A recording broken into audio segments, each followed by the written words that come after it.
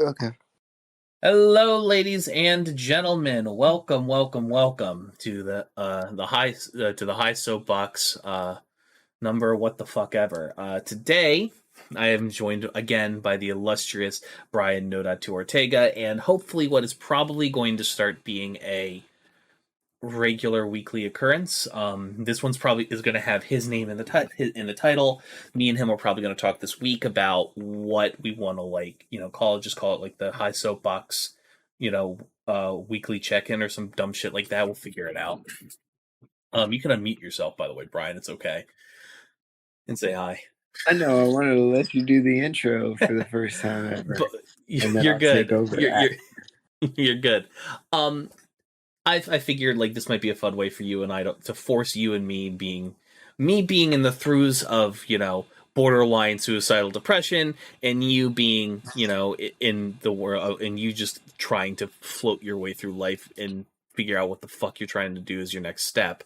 Like, I figured this would be a good way to force us to sort of like have at least a couple hours a week to force each other to talk with each other and keep up with the news and fun shit. And we run in different circles online, both politically and personally. So I'm pretty sure there's some funny shit that you have seen that I haven't.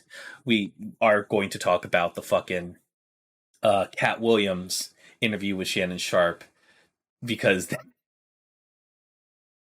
that thing was wild. It was insane. It was insane. Nobody was safe. But I want to share something with you real quick that you'll like. Video that I'm fairly sure that you probably have not seen, which that's the wrong one. This is a professional show, folks. Here. Because I mentioned this previously, and I don't think you saw this, so watch this, all right? I should also make sure that this can also be heard. Audio capture, create new. That's it from blah, blah, blah. See, when I was, so OBS actually recently changed their way they work, that they now have the ability to like catch audio by application specific things. And I forgot to just have a general audio capture thing as an option. And, like. I already know myself. I'm going to have to pee and get something to drink in like 20 minutes. All right, so duly noted. But I'm just letting you know. All right, I paused real quick. Just, I don't know if you have seen this or not. In accordance with the laws of state, this court.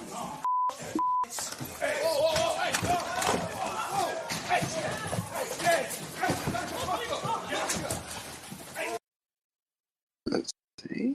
People have been losing their shit over this clip. It's insane. Okay.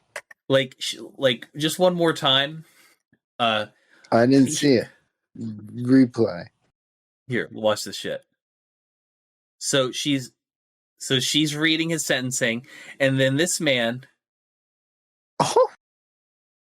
said, "Bitch, I'm gonna fuck you up. I'm gonna fuck you up." No. How long was the sentence for? I don't know, but they're gonna bury his ass under the prison for that. Here's this is the moment that I want to like just note here. With all due respect, he went full Jordan. This man, like, I have done jury duty. I have seen how fucking tall these judges' stands are. This man cleared that by 1.5 feet. I was like, his whole body. Not even his legs are gonna hit it. And it's crazy. Like fucking, and then like fucking Kyle Rittenhouse over here is like fighting with him or some shit, like right over here. And I can't. I'm not playing the whole clip because it's bad. Like, but he's still like, even at this point, he's like still fucking. Damn, they fucking that's because he's still fucking up the judge. She's like, why are you doing this? And I'm like, listen, that's horrible. It's horrible, but also crazy. Like, apparently the whole clip in context, the judge lady wildly out of pocket, like illegally so, like deeply inappropriate. Low.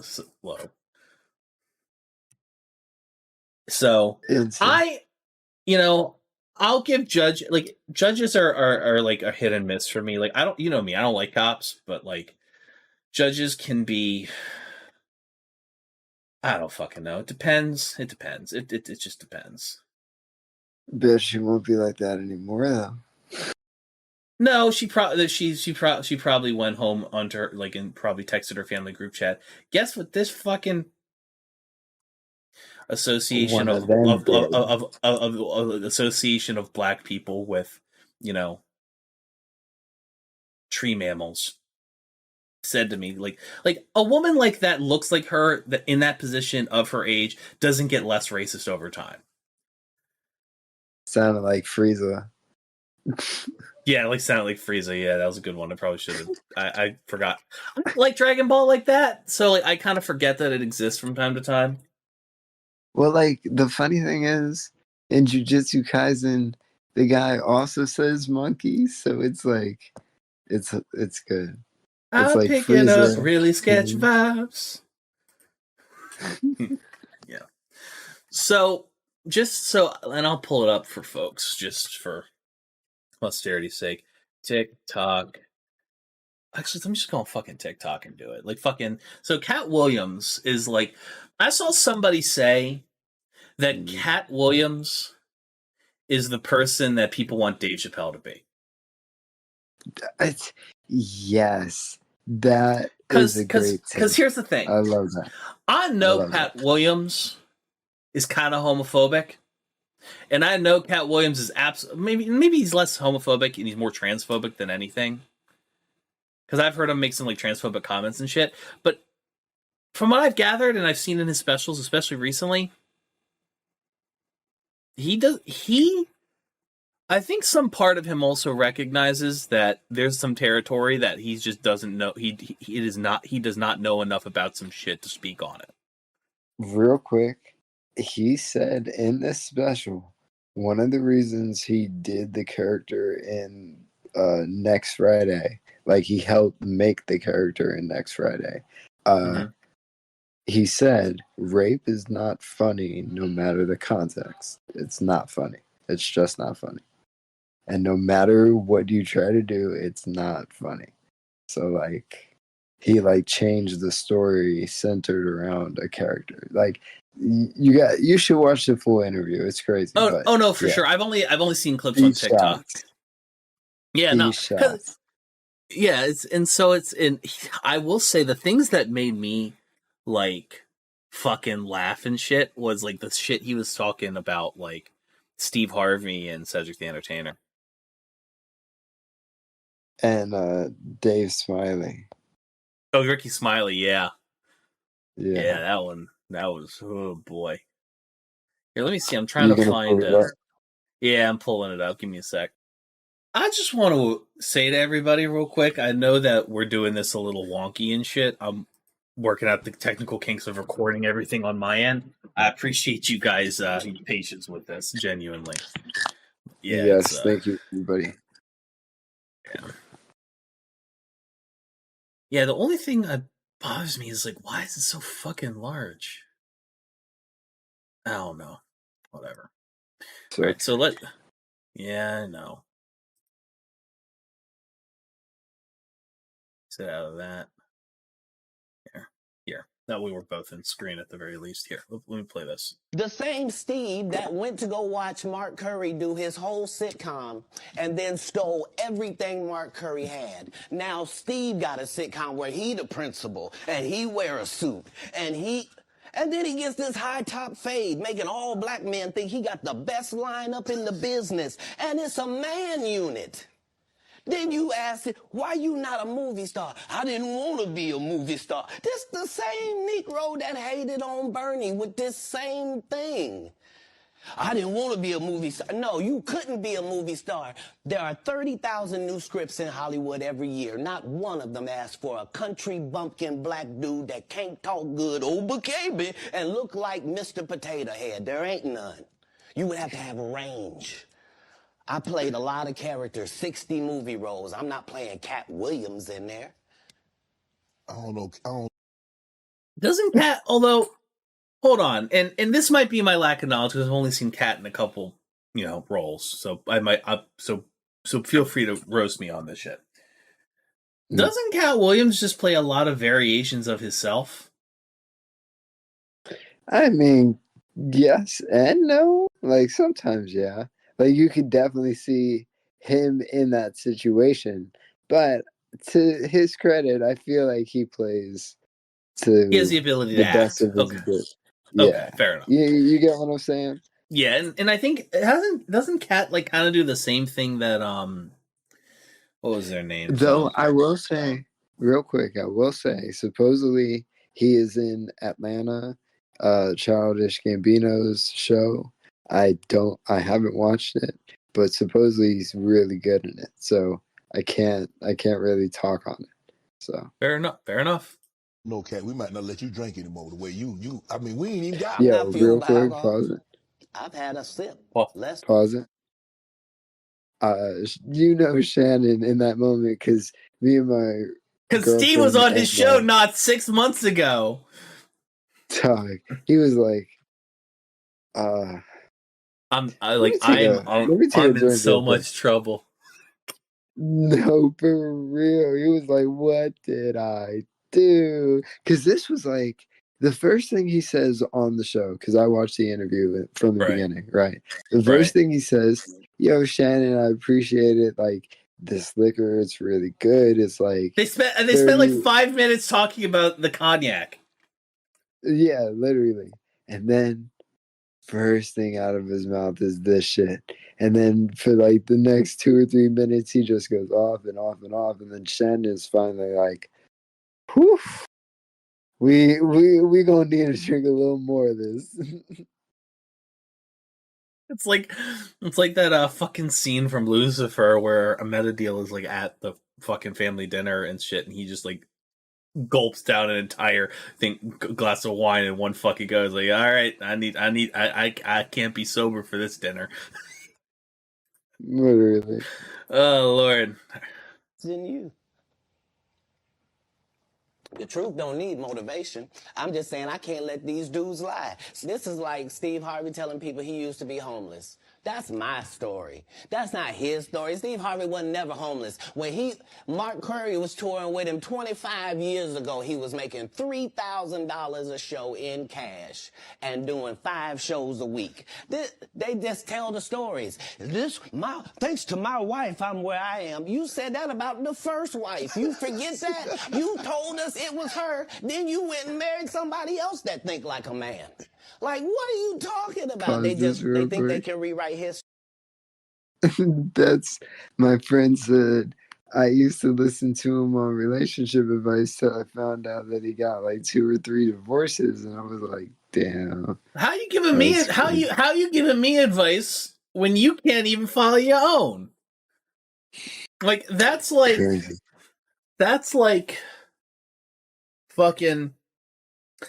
That's like you go to fucking Sam Bankman-Fried, Sam Bankman-Fried comes up to you talking about like sound investment strategies, and then you find out all the bullshit he did with FTX. Then you're like, that's like Bill Cosby talking to you about safe sex. You'd be like, excuse me, you? That's like fucking Epstein, Epstein giving a lecture on consent. Literally. They still haven't fucking dropped the list, by the way. At time of recording, they still haven't dropped the fucking list. I was looking at the documents, but like whatever. One thing at a time. We'll get there. This first. Guy Torrey did a beautiful special about the Comedy Store and Fat Tuesday, where he said that Steve and Cedric and Kevin Hart and Tiffany Haddish came through there and made... All lies. Steve and Cedric never performed at the Comedy Store at all. Tiffany was only seen at the Laugh Factory. You mean to tell me if Steve Harvey, your favorite comedian, you mean you've been waiting for him to do stand-up for 15 years now? I mean, Steve got a lot of other... DL's still out there. None of those irons matter to stand-up. Who cares that they wrote a plaque card? Also, like... DL, like, low-key still can't stand Steve Harvey or Cedric, but he's like, keep the peace, it's part of the brand, it's whatever. That's one reason why DL didn't fuck with them for a while.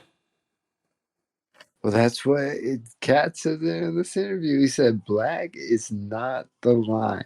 It is not the line. You know? Yeah. For you to do Family Feud on, like you're successful because we're surprised. If color was the line, I'd have a lot more white friends.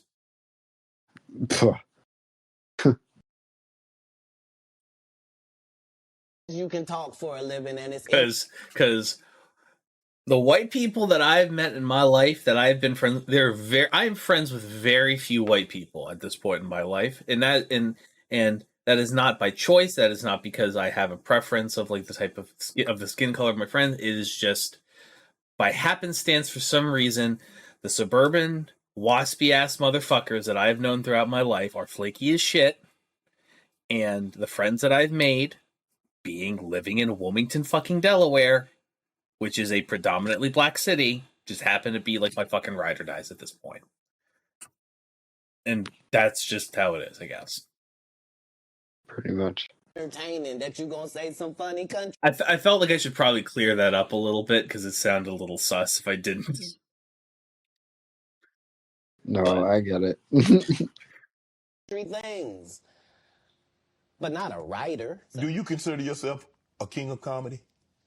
Where does Kevin? No, they consider that. Oh, like when after Bernie left.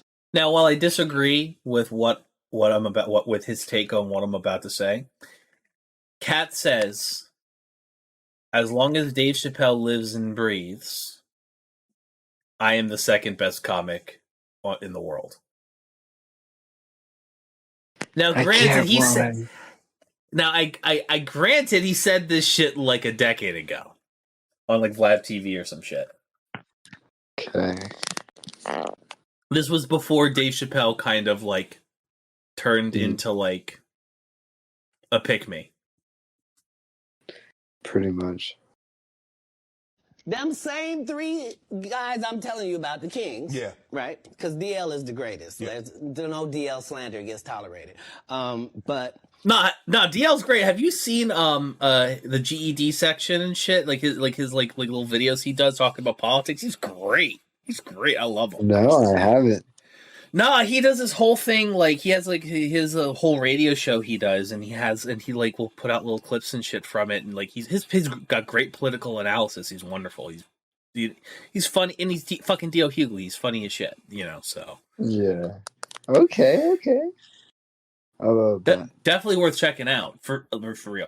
Although it's a lot of it circulates on Facebook. You can find it on YouTube though, no problem. For sure. they came to me. I was supposed to be the fourth king. I got the offer. Then what happened? But I turned it down. Why? Because you shit on Bernie. And I know the truth. You think I'm gonna let you shit on Bernie and then come get me? I'm the next king? Fuck you. Here's my thing about that, right? DL even kind of admitted in past interviews, like, I was like a 20-something-year-old kid. I'd been doing comedy for like 6 to 8 months. And then I get scooped into this tour, and now I'm a household name. Literally. Which, to be fair, couldn't have been to a better fucking 20-something-year-old who he deserved it, and he may not he proved that he deserved that shit, absolutely. But like, for sure. I can totally believe this story here 100%. Because like, I don't think he told a lie. I don't think he told a lie. I don't think so far I don't disagree. My thing is that he's got like he said some wonky shit about like some political topics, but like this is not any of that. This is just business. Why? Because the whole time Bernie was here, you was acting like you was funnier than him. The reason you was supposed to go last is because it was your tour. Tell the truth. It was Steve's tour. Not it was going to be called the Kings of Comedy. It was Steve's tour. These are the guys opening for him. Of course you got to close if it's your tour. That's why it was such a big deal. But you couldn't do it because you can't beat the best. And until you... Fun fact. You know, the Blue Collar Comedy Tour was just Jeff Foxworthy looking at the Kings of Comedy and just being like, yeah, we should do that shit. Literally. As he should have.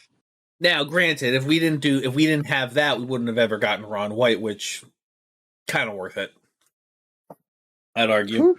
More than worth it. Yeah, but I've saw the Blue Collar Comedy Tour DVD, and I'll be honest, like the two people I like the most are the two out of those four are the two people that aren't Jeff Foxworthy or Larry the Cable Guy. Makes sense. Because here's the thing, Bill Engvall is good for the same reason Ron White is. He's just greener, right? Mm-hmm. Like both Bill Engvall and Ron White are storytellers. And I like storytelling comedy. It's part of the reason I fucking like Dave Chappelle for so long, you know? But even when they talk about the original Blue Collar Comedy Tour and like interviews and stuff, it was Jeff's tour. It was Jeff's tour. Jeff was the biggest thing like in like rural America and shit. He was gigantic. And like they wanted to get 3 solid fucking comedians to like lead for him, and then instead of it just being like his tour, they just rebranded it as like, oh, all of these really stellar comedians coming together. Yeah. I would have loved to. Go ahead. I would have loved to see some of that shit though in the heyday, like that comedy. Yeah, maybe. Honestly though, it's like I feel like out of all of them, I would probably I wouldn't go see Bill Engvall, I think, because like he is very much a person who will like put out a special once in a blue moon, and then he won't put out a special for years because he's doing the same fucking content at all his gigs and shit for years. Yeah. And then like he will like make a set work. He'll find a set that works, use it for like almost a decade, drop a special, retire it, and then move on to some new shit. I'd probably I'd love to go see Ron White. I'd love to see a lot of comedians, but as far as like if we're talking about the blue collar comedy guys, I'd love to see Ron White because he's, you know, actually a decent human being who's not like a right wing lunatic, which I like, and his comedy's funny as shit. Yeah. Let me play the fucking video. I'm sorry. You're okay. Yourself? I'm just trying to get our fair use quota open. You will forever be kinged by the king. And because you finally did it, because you didn't have no other choice, and now that he gone, you gonna act like he wanted to be a movie star. You stop it. You stop it. That man was funnier than all of y'all, and y'all thought y'all had one over on him. You thought he was black and ugly, and you were good looking, and he couldn't make it because you did. And that ain't the way comedy. First of all, Bernie Mac was a good looking man. Most certainly a better looking man than Steve fucking Harvey. And Cedric. But he gets into Cedric later. work. The king is the funniest. Period. Every time. And that's why no audience member was ever swayed. It didn't matter where Bernie went. You think if Bernie went first, he wasn't the king? Get out of here. Get out of here. Get your ego out of this. You let the best be the best. Steve told you that he stopped doing stand-up because he had 7 TV shows. The only problem is when he stopped stand-up, he didn't have those 7 TV shows. He stopped stand-up because he got in a comedy battle called the Championship of Stand-Up Comedy with one Cat Williams in Detroit in front of 10,000 people and lost because Cat Williams said he was actually bald and that was a wig. And I went in and that's why he couldn't do stand-up anymore. Imagine him coming to tell you Pause that. Where he got so big. I want to see that clip. I want to see that clip.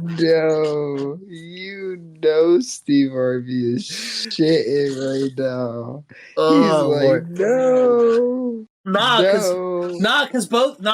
Because both fucking Kevin Hart and Ricky Smiley have released video responses to this shit. Have they? Do you want to watch them? Sure, let's see. I paused the thing. Alright, so we're gonna watch Kevin's first. Let's see. For Comedy Hype News, I'm John Abba. 3 days into the new year, and Cat Williams has officially declared war on several of his fellow comedians. Yeah, it's like the fucking 4th of January. He said, I'm gonna speak some shit. I'm gonna tell the truth. Oh, God. The 52-year-old veteran comedian would hold nothing back during a new interview with sports commentator and host Shannon Sharpe for an episode of his podcast, Club Shay Shay. As many of us know, Cat has always had a few things to say about the likes of Steve Harvey, Kevin Hart, and others in past interviews, so for many, this would be another classic Cat Williams moment. When discussing Kevin Hart with Shannon, Cat would mainly allege Hart for being an industry plant and that some of his early history appears to be a mystery. Have we heard of a comedian that came to L.A. and in his first year in L.A. he had his own sitcom on network television and had his own movie called Soul Plane that he was leading? What do you think a plant is? And I hate to seem like a petty individual for picking apart lies. Like it's important in the... I wonder what Big J thinks of this because he worked with Kevin Hart. Here's my thing, though. It's like I feel like the only thing that I have, like, I might take umbrage with everything Kevin said about like people like Tiffany Haddish and Kevin Hart and all these people saying like obviously they're lying about like doing comedy and stuff like here. Like they probably did shows and shit like on the road and stuff, but like here's my thing though. It's like you can come to LA with an already established brand and career and get a show if you don't need to come to LA just to start. Like plenty of like just to bring it into the new media space, YouTuber, like plenty of YouTubers build a career and then come to LA to capitalize on that career. So definitely. So I might take a little umbrage with that, but I'll let him speak his piece. Checks and balances of the universe. No, I think he has acclimated to the industry. My criticisms of Kevin Hart is like his first 3 specials I loved. I thought they were funny, but like at least his first 2, at least I like his second one was I loved a lot, but like at a certain point, like he wasn't saying anything, different. It's like. It's like he stopped leaning on like the storytelling and started leaning more on like making noises and shit. I get that. I think Cat's not. I don't know, not to speak for him, but if he's trying to convey the message that like he popped off out of nowhere and didn't have to struggle in LA, I totally understand that. Yeah, like that's that doesn't mean he didn't struggle. Like Patrice O'Neal, like read this man to fucking filth on the East Coast. Like the East Coast, like is a different fucking beast compared to LA. Like LA, you have to like in LA, you have to like be good to like rise to the top. Like, but in New York, you have to be good, and you also have to fight. Yeah, you have to have a fucking backbone and be absolutely savage. Yeah, you because like not only do you have to like be better than everybody else, you also have to like walk around like you got a 10-inch dick. Literally, regardless of gender, like you have to have like a fucking ego on you to like let the shit slide off. Because like I remember Kevin Hart telling a story about Patrice, where Kevin was like a young comic. He was doing a 5-minute set, and then Patrice was sitting in the back, just going, "Ugh, ugh, ugh." That's great. With every fucking thing, and then and then he says like, and as he's like going through another joke, Patrice comes up with a fucking phone book on the stage and says, "Read this. There'll be better fucking material in there." That's great. Wow. And I'm like, all right. I'm not saying that LA comics. I'm not saying that LA comics aren't, strong. But like, I'll be honest, man. Like, I don't have a high opinion of the backbone of the people of your city. Yeah, nah. So I say your city like you identify as as a Los Angeles. Yeah, as a. All right, let's get through this. I'm sorry. That liars get to make complete narratives for themselves. They have all the assets and resources and we don't. But let us get on the line, boy, and see if that factors in. I guarantee you it won't. Sharp is like, oh no. And Sharp is a whole ass former football player, dog. That's crazy. Yeah, I mean, short people can be dangerous, like a honey badger. Literally. Wow. Behind my back, I'm nothing. I'm just a regular old comedian that's bitter and jealous. But in my face, no. Now on Thursday morning, Hart would give his reaction to Williams' latest diss. In a post shared on X, Hart would fire back at Williams along with promoting his new. It's not X, it's Twitter. Trans rights, but it's okay to dead name Twitter. This project coming to Netflix. Gotta get that anger about your champ. It's honestly sad. In the meantime, I'm gonna just read it because this is gonna take too long. Gotta get that anger out, you champ. It's honestly sad. In the meantime, please enjoy my movie trailer for my next film, Lift, which will be dropping on Netflix in 8 days. Oh no.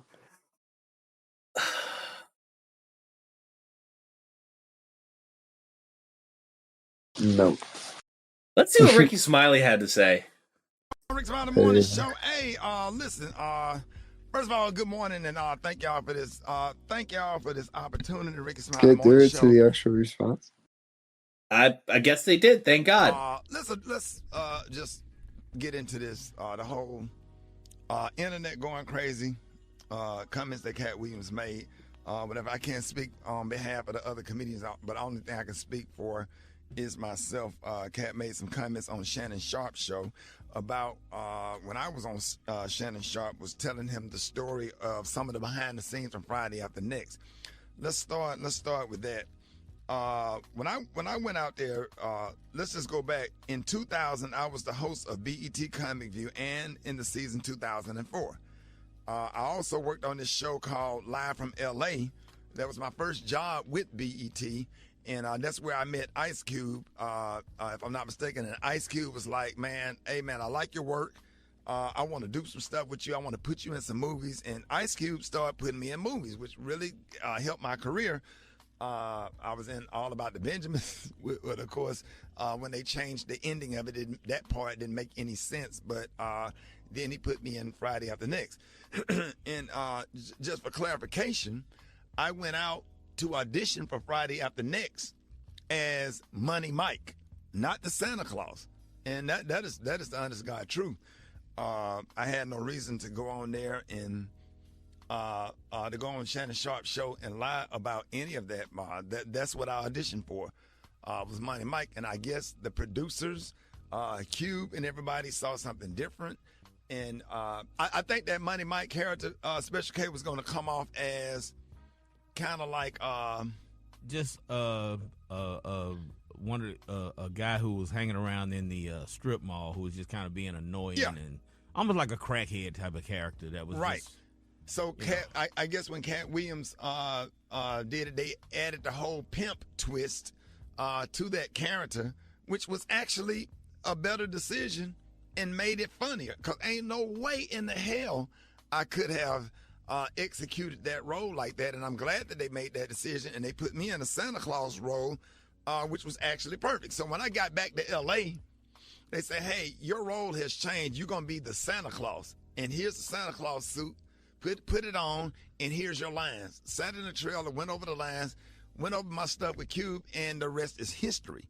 Had no reason. I just want to clarify that. Had no reason to lie about that. As a matter of fact, my manager at the time, Gary Abdo, who is still one of my best friends, who also helped start my career, and he's the owner of the Atlanta Comedy Theater in Atlanta. We got him on the phone just to clarify. Gary Abdo, good morning. Good morning, Ricky. How are you, my friend? Oh, I'm good, man. Just for clarification, you was my manager at the time. We went to LA together. All right. So I want to which spanned into, hey, I think you should do a character. This would be a great character. Damn, this is a whole video. 16 minutes. So, all right. So here's the thing. Initially, nominally, if this had been like a 1.5, 2-minute response, I'd have been more inclined to believe him. Because here's the thing. Yeah, this is the whole thing. Everything he said sounded to me like, okay. Like, oh, okay. I feel, excuse me, water, perfect. I feel like this is what happened. I went in for the character when it was technically something different. It changed. It was a better choice. Kat was a good, I wouldn't have done well in that. Kat was a good fit for that role. This is how it happened. I had no reason to lie about that. That to me, would have been a perfect response. And you want to know why? Because you're not contradicting Kat. It very much is like Kat, that is perfectly plausible. Like, I don't, he's not admonishing Kat. He's not saying Kat was wrong or anything, or talking him down or anything. But this is a 17-minute video. Over a 2-second He's bringing in witnesses. He said, I got receipts. Here's my boy. Yeah, it ain't that serious, man. You just got dissed. Take it. Yeah. I you feel ain't a better comedian. Although I will say this, though, and that is true. I will say this, though. Listen, I will say I may have issues with the vaccination bullshit that Kat's been going on in his last 2 specials and shit. But nobody, I'm not gonna say nobody, but very few people in comedy have the same type of stage presence as Cat Williams, even at the age of 50. I believe it. I remember the Pimp Chronicles 2 when he's running back and forth on stage and shit, and he's just sweating bullets and shit, but he's able to keep the fucking energy up. It's super impressive. But yeah. I have a feeling he's probably commenting more on the dress comments and other heinous shit he said about Ricky Smiley and shit. So, but yeah. The fucking pause button keeps being wonky. So you said you had a topic you wanted to bring up and talk about? No. Keep it playing. Yeah, go for it. What's it called? How do you feel about useless characters in anime? When you say useless characters, my friend, what do you mean? I mean, like Yamcha in Dragon Ball, like humans in most anime where shit is going down. So I want to be very clear here. Not useless meaning like doesn't matter, but useless in terms of power. That's what I'm saying. So here's the thing, right?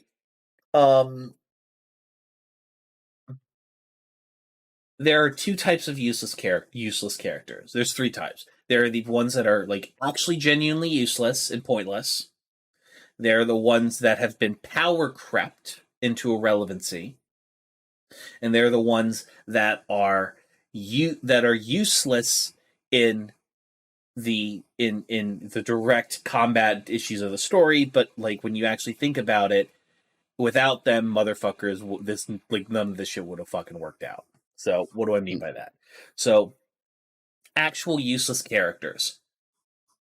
Cannon fodder and Berserk. Yep.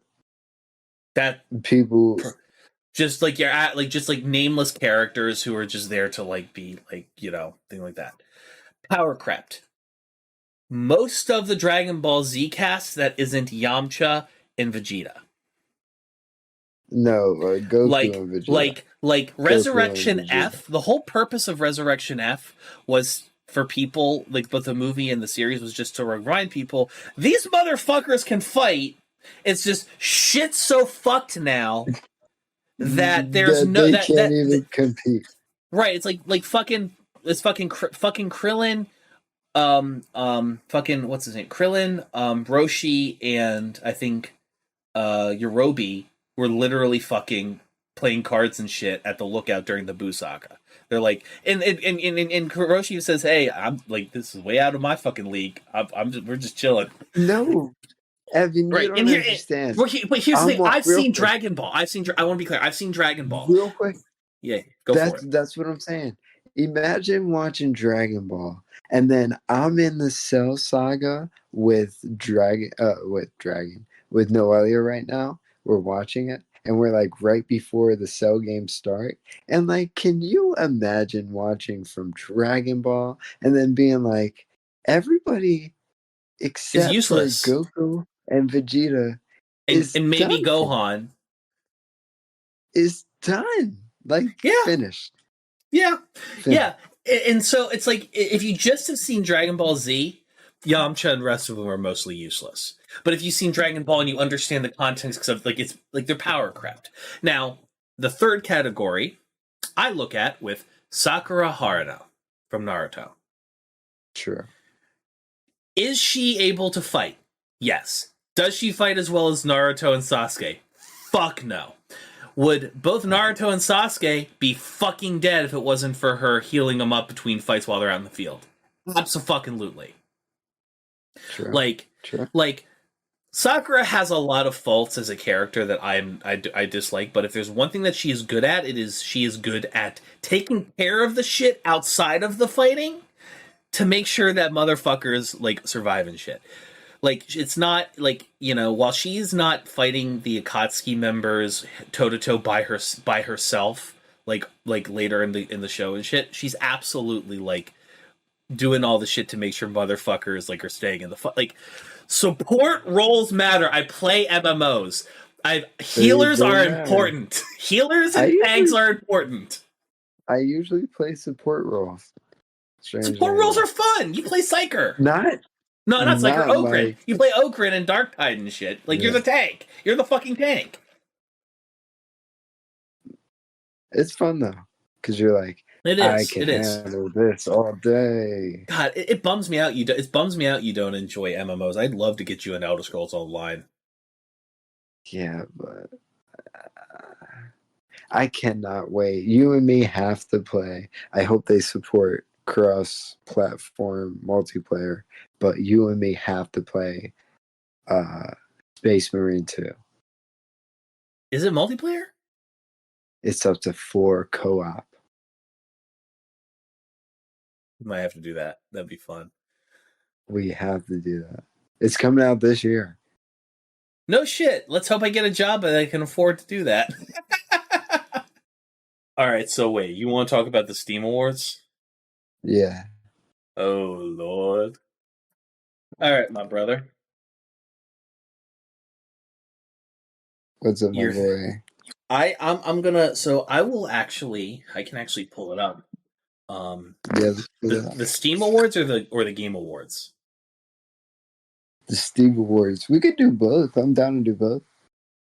So then, in that case, let me pull up Steam proper, and we'll take a little bit of a look-see. I mean, Baldur's Gate 1 Game of the Year. We already knew that was going to happen. Definitely. I mean that was kind of a no fucking brainer. Yeah, for sure. I haven't gotten it yet, but I will. I will soon. Yeah. Announcements. Let's see. Best of 2023. Releases. Trying to pull it up on my end. Actually, you know what? I'm just gonna stop being a fucking moron. Steam Awards 2023 and not be a dumbass. Here we are. That's better. You're not sharing your screen yet, right? Yeah, I'm sharing it now. Share my screen. You are sharing? Yeah, I'm sharing it now. There you go. Here. Presenting the winners. We have Game of the Year in Baldur's Gate 3, which is completely expected, honestly. Valid. You know, it's I don't know. I know you haven't played it yet. It's a masterpiece. It's a masterpiece of a game. VR Game of the Year award, Labyrinthian. I haven't played it. No, I don't have. I'm poor. I can't afford a VR setup. Labor of Love, Red Dead 2. That is Red Dead 2 with the fucking barren wasteland that is Red Dead Online. You made Red Dead. You know what's a fucking labor of love? It's one labor of love award multiple times since its release. No Man's fucking Sky. That's a labor of love. But this year, Cyberpunk, like, it had a No Man's Sky resurgence. It did. And here's the thing. And I talked about this in a video that like came out yesterday at time of recording, Wednesday the 3rd of January, talking about how Starfield is like trying to get its Cyberpunk 2077 resurgence moment. And I made the point in that video, one of the many points I made in that video, is that Starfield has lots of good parts of it with a bad foundation of like procedural generation bullshit and a clunky menu system that's cumbersome to deal with. Cyberpunk was a good game. It was a patently good game with a lot of fucking technical issues. I said, like, at release, and I played it at release and it was fine. Like, it was a little buggy here and there, but I didn't mind it. If they fixed the technical issues and changed nothing else about the game, it would have been a Game of the Year contender. But they didn't just do that. Like, not only did they add a whole DLC and a whole bunch of extra shit, which basically is like an entire, 2/3 of a game included. They also added tons of quality of life features. They added like more meaning to your relationship to the person you're romancing. Like tons of shit. So it's like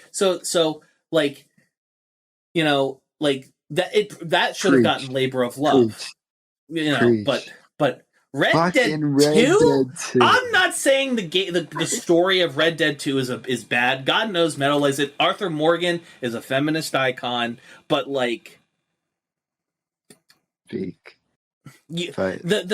giant elephant in the room of motherfucking Red Dead Online.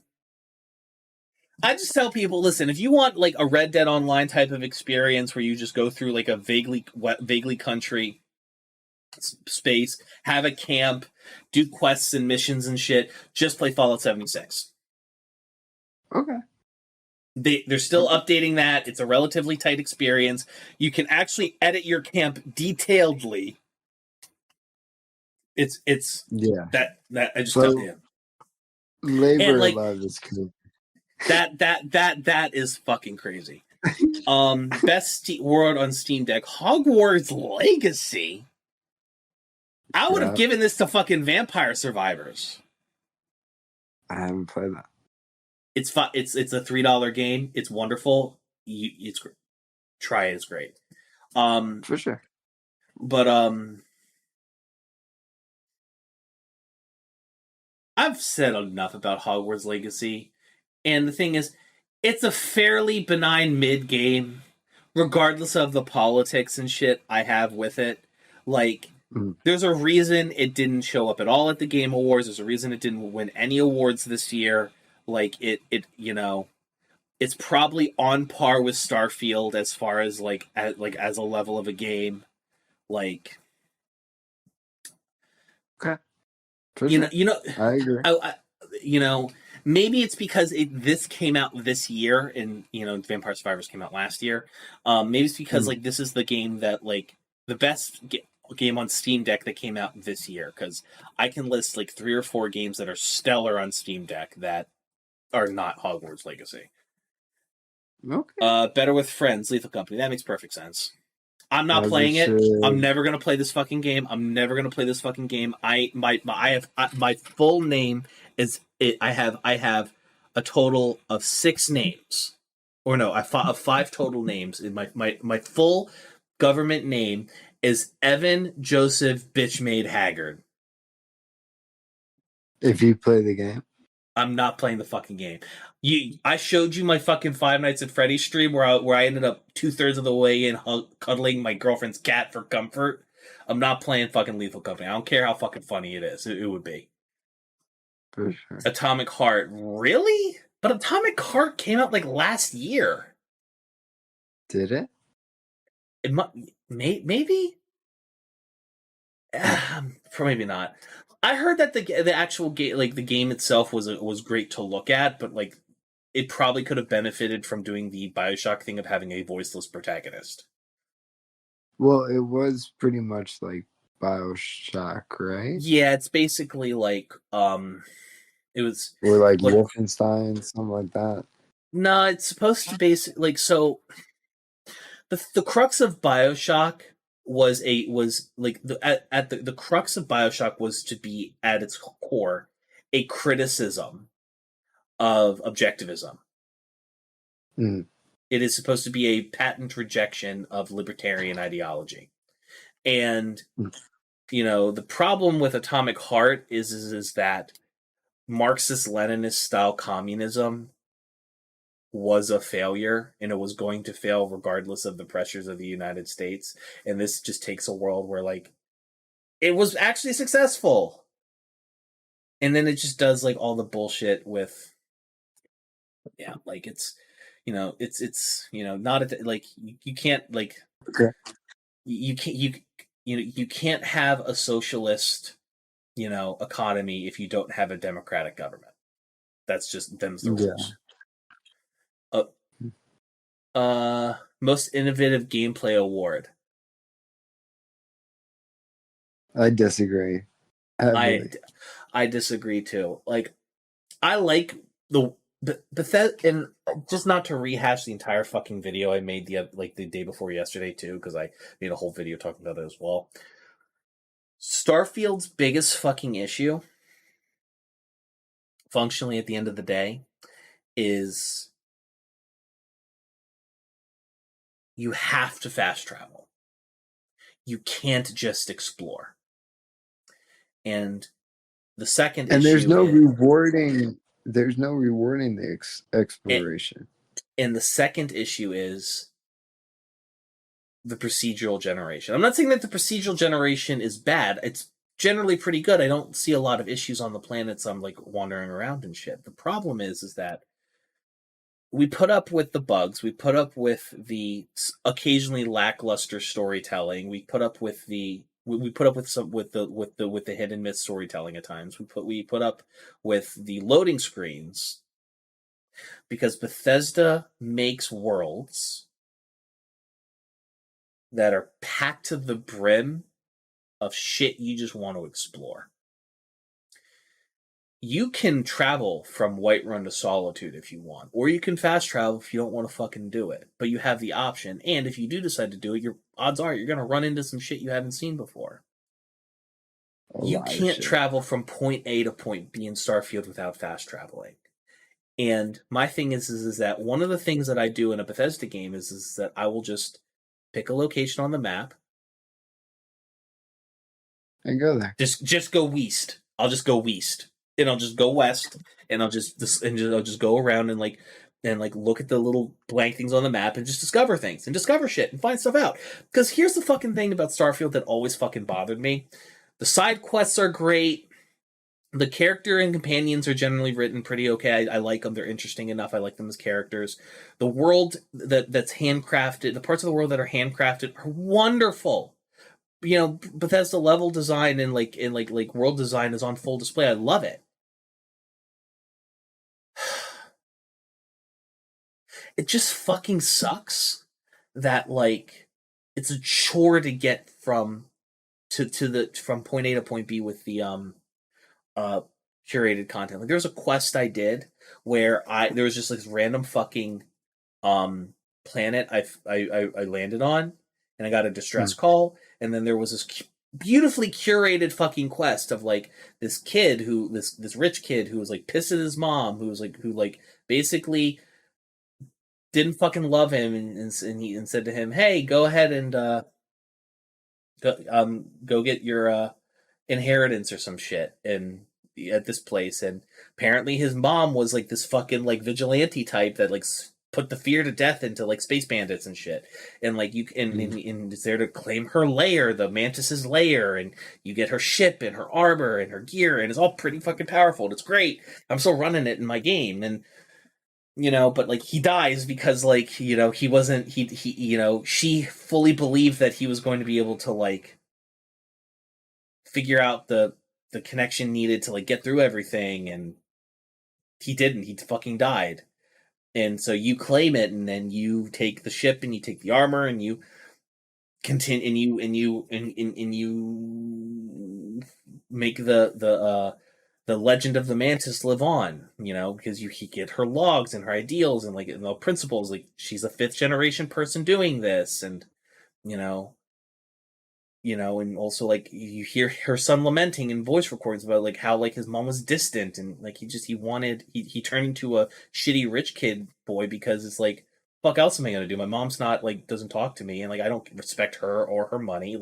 I'm just waiting for her to fucking die because she doesn't die. She never told me she loved me. You know what I mean? Yeah. So it's really interesting kind of quest stuff, and I'm really giving you the cliff notes here of everything that went on in it. There's an entire sub thing of there's some bandits who are trying to raid it, and they're saying, "Hey, all my guys are dead, but I have an idea on how to open it, and if you let me do it, I'll split it 50-50, and you have choices and stuff. It's great."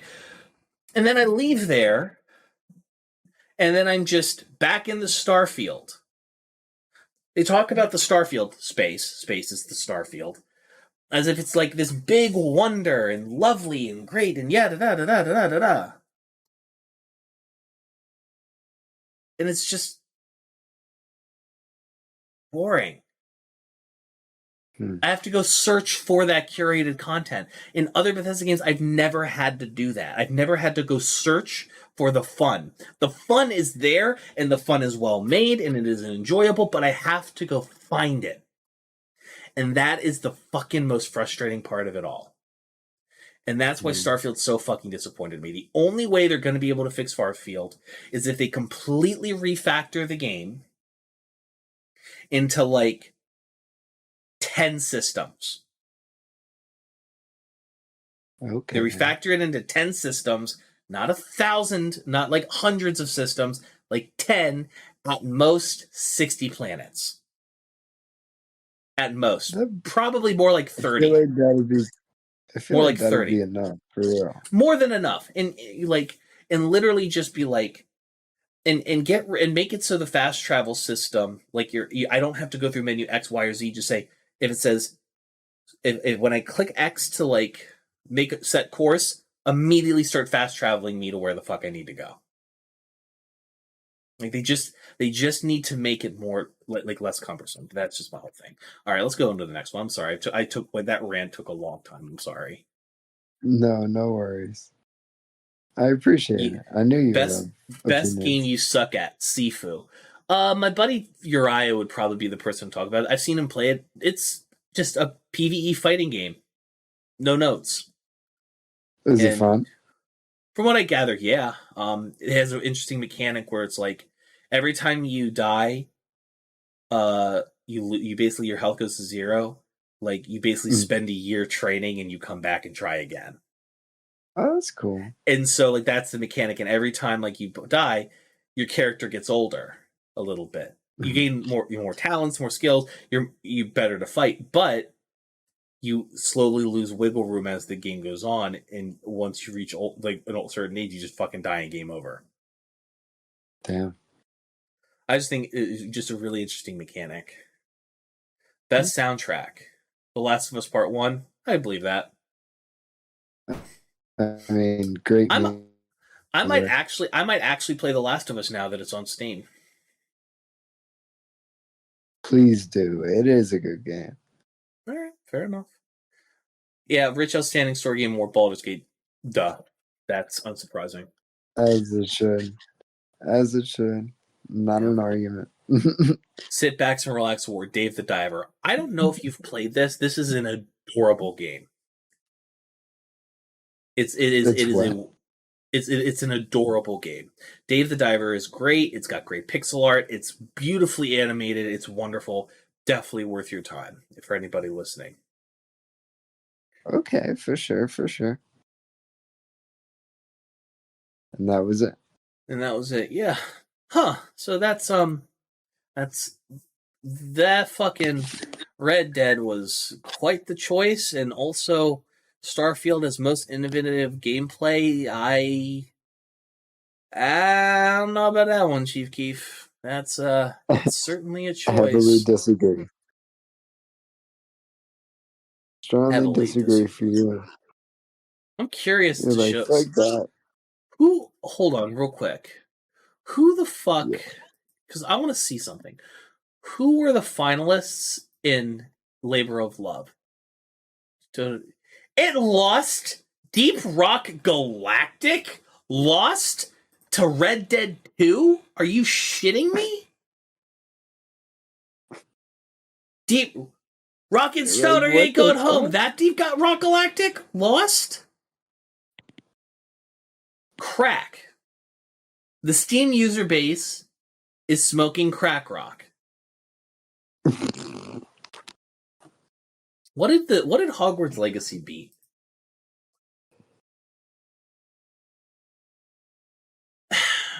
I know Dredge wasn't going to beat Hogwarts Legacy, but Dredge should have won. It's a stellar indie game. I feel like the Outlast Trials could have won.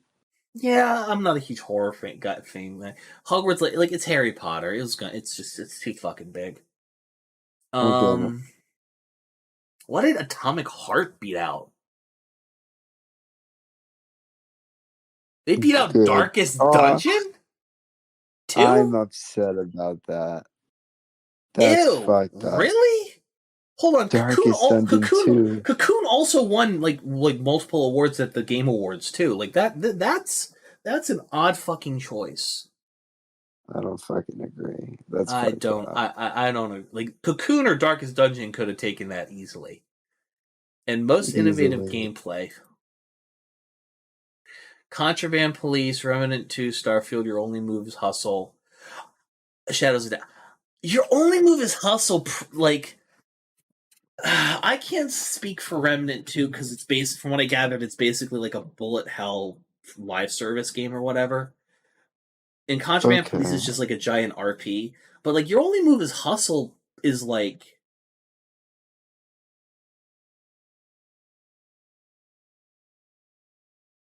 That has why Armor Core 6 didn't get at least a nomination.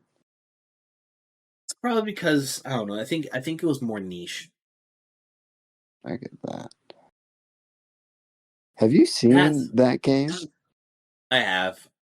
I don't know if it's necessarily my. What are best game you suck at award? I get Sifu winning, but what are the other options? You had a literal Souls-like on here in Lords of the Fallen. I played Lords of the Fallen. It wasn't bad. Is it hard? Yeah. It's a fucking Soulsborne, like.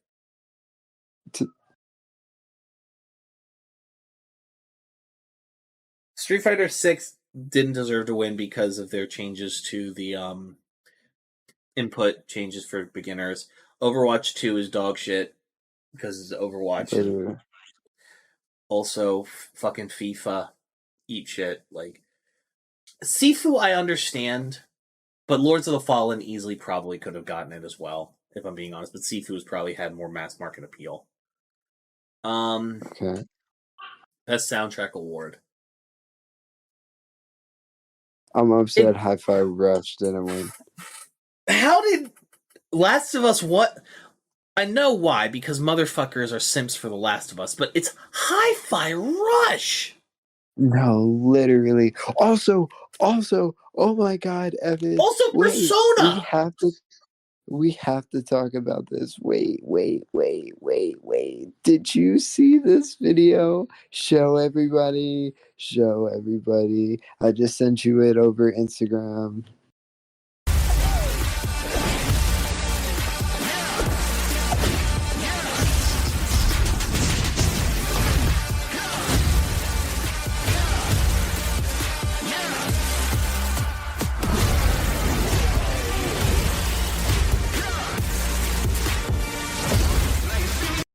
I'm going to turn that music off because that's going to get me copyrighted. For sure. Look at it though. Oh yeah, no, I saw this. I have the reaction on my channel. People were losing their Crazy Taxi, Streets of Rage, Jet Set. They're making a new Jet Set Radio. Dog, how fucking stoked are you? Yes, I can't fucking wait. Are you excited, my brother? Oh my god, I can't wait. I love Crazy Taxi too.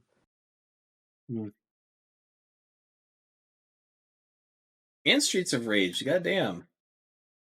But yeah. Yeah, like Hi-Fi Rush losing out here was fucking goofy. Criminal. Just criminal. Oh, this is gonna piss you off. Let me actually share my screen again. This is gonna make you actually upset. Look who lost. Look what. Now, granted, I fully believe that Dave the Diver deserves this win spot. Oh, Potion Craft. I know you love Potion Craft. It is a fun game, I'm not gonna lie. But not for sit back and relax, because after a while you're like, what the fuck do I do? Yeah. Also, like, I like Lies of P. Wasn't gonna win. Like, it's not speaking on Jedi Survivor, but RE4, Lies of P. That's all well and good. Baldur's Gate is just it's too fucking dense for it to be anything else. Like, dense in terms of, like, story options and shit. What did Lethal Company beat out? So the Force Dark Tide. Should have. Honestly, this makes perfect sense to me. Like, yes, Lethal Company is like came out like last month, but like, it's insane. It's insane how quickly it popped off. It has like that it has the Among Us like level of virality. Because it's also cheap. It's cheap as hell. Yeah, it's like $10. It's nothing. Best year, I don't give a shit. Who was? I want to see who else was Game of the Year. Like, Baldur's Gate was gonna win, like hands down. Oh, they're absolutely gonna win against all of these. Lethal Company didn't have a shot. It's too new. Resident Evil 4 was good, but it wasn't gonna beat Baldur's Gate. Hogwarts Legacy, fuck no. And also, like, like EA's football Skinner box. No, absolutely not. Definitely not. Well, but yeah, that makes perfect sense. With that, Evan and everybody, thank you for watching. It's been a fun time talking to you about all this shit. Yep, I am very excited to keep doing this with you. 100%. For everybody listening, we will be back. For everybody listening, we will actually be back Thursday at approximately sometime like between 7 and 10 p.m. Eastern Standard Time. on next Thursday because Brian's on the West Coast and also has a penchant to sleep until 2, and I am a disaster myself. Regardless, if you for everybody listening, this video will come out and podcast will be coming out Friday morning, around 7 in the morning. If you want to listen in and ask some questions that we will answer at the end of the show, please feel free to join the Discord. We host these in the stage. Everybody's able to listen in and spend time, and you can ask questions, and we'd love to have you, and you could be a part of the conversation too. And also, if you are a paid supporter of HIMediaTV, whether it's through your Twitch subs, whether it's through Discord subs, whether it's through Patreon, Ko-Fi, or many of the others on himedia.gg/donate, can even let you ask a verbal question as well. So, cool. Ladies and gentlemen, please go follow my man Brian here over on. Oh yeah, let me just click that. Let me click this real quick. Make sure y'all go over to Instagram and follow him at no.2 Brian. That is no.2 Brian. Brian spelled Brian. And make sure to, if you're listening to this on the podcasts, stick around for the post rolls. It supports the show. And if you're watching this on YouTube, like, subscribe. Usual bullshit, and tell us how we're fucking wrong down in the comments. I'll fight with you down there too, and it's not that I won't. It's all engagement. It helps boost my shit in the algorithm. I don't give a damn. But any last words, my brother? We appreciate y'all. I'm really glad we started this. It's a lot of fun. Yep, you and I will come up with an actual fucking. Stick around for like 10 minutes after, so we can like spitball a name that we can figure out to call it next week or to tomorrow, whatever. But have a good one, y'all.